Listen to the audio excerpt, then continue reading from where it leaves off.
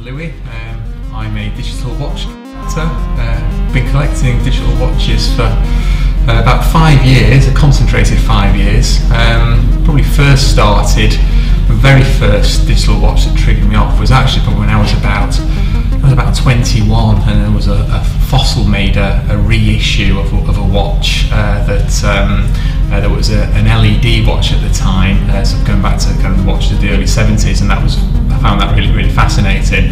But that was my only watch at the time, and then maybe about 5 years ago I was on eBay, and then I kind of came across, just by chance, there was a digital computer watch that I happened to remember from when I was about 8 years old. I remember seeing it in kind of a shop window in Manchester and thinking it was the most amazing thing that I'd ever seen, and at the time I remember it was about £200, so I just had this vivid memory of that, and so I guess it was nostalgia that led me to kind of track that down, and eBay was brilliant for that, and then since then I've been basically tracking down other memory for the watches that I could remember, and that led me just getting really into the world of digital watches and exploring all the different types and makes and functions and features, and so my collection's kind of just grown in that time, really, and I've got about 350 sort of digital watches. The main period's probably from about 1977 till about 1984, which seemed to be kind of the heyday of the digital watch, but they go as far back as 1972, and I've kind of got some of the world's first LCD digital watches up to kind of the sort of the late 80s, and the early 90s seems to be kind of the end of the glory years of the digital watch, as they probably exhausted every possibility they could do: computer watches, gadgety, gimmicky watches, and so that's just my collection behind me, which I'll show you some specific highlights of. This is the one that started it all off, so it's the Seiko Data 2000, and this was from about 1983, and this is one that I remember, and the big feature was that it had kind of the attachable keyboard, and so basically the watch was really kind of a memo and calendar watch, which you could kind of attach to the keyboard and type in your notes, and that was the one. It was really touted as kind of the world's first computer watch. Hot on the heels of that one, a year later, Seiko created kind of a follow-up, which was very similar. The colour scheme slightly different, but features another peripheral, which is an attachable printer, but also kind of featured this ROM expansion pack, so you could buy different cartridges that could have games that you could download onto the watch as well as printing out your memos and calendar notes and things, which was kind of on like a traditional till receipt. This one's famous. In fact, there's a lot of them. I'll talk you through those that are famous for TV and film connections. This one was used by the cast of Battlestar Galactica. So the big chief had this one, and his lower sort of sergeants and soldiers, they had a silver version. World's first voice recording watch.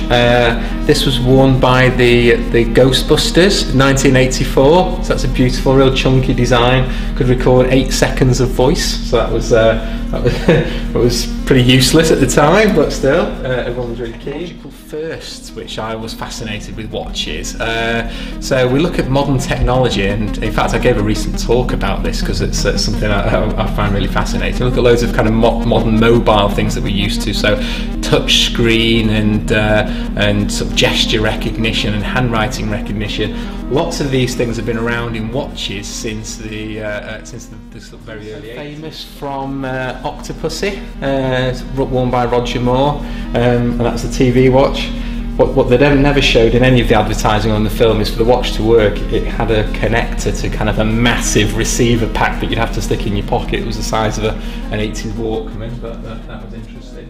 This is an Omega Sports quartz watch, and actually you browse through its functions by kind of swiping on a touch-sensitive panel. So some of the world's first kind of touch control there, and that's the kind of a radio sort of watch that it had as well, which kind of has quite nice. This is quite a quite a rare watch. Has a little aerial that expands out, which looks quite groovy. So called the Omega Montreal, and it's modelled on the 1975 Montreal Olympic scoreboard. So it's got a digital and analog split. That became quite a popular theme of dual analog and digital. And again, Seiko had lots of them. There's a few others, I suppose, in sporting. There's this is a watch for the Ford Motor Company, but it was made by Heuer, which was kind of Tag Heuer before they merged, as people would know it. So that's quite a collectible one there. Then there's kind of various others. You know, there's things like the different diving watches, which are quite light. And then other different kind of ones that have different communications. So like those what they call, not faxes, but different types of things like that. But the divers ones are really quite interesting. They have kind of loads of different functions and are quite nice. And then just various sort of sports and different ranges. And these two are interesting. These Seikos from the early 90s. They're basically a DJ's drum machine watch. So if you're a DJ, and you would literally hold the watch up to your ear and it tap out a beat, so you could try and follow. I don't know how useful it was, but the watches look really cool. And they came in about 3 or 4 different sort of garish shades. To slow down now in my watch collecting, of all the ones that I was really keen to track down, I pretty much have everything. I think one of the more recent ones was the touch input calculator watch that I had, but I still have. I get most of them from eBay, and I've been doing it through kind of saved searches of specific watches that I've been after, and so I keep these saved searches running. You know, I've basically been maxing out eBay's saved search capacity for years, but I've kind of trimmed that back down now, so I've maybe only got a dozen or so kind of watches that I'm still looking to track down. So I do keep a lookout, but yeah, I'm kind of happy that I've got my collection to kind of all the key pieces that I've been interested in.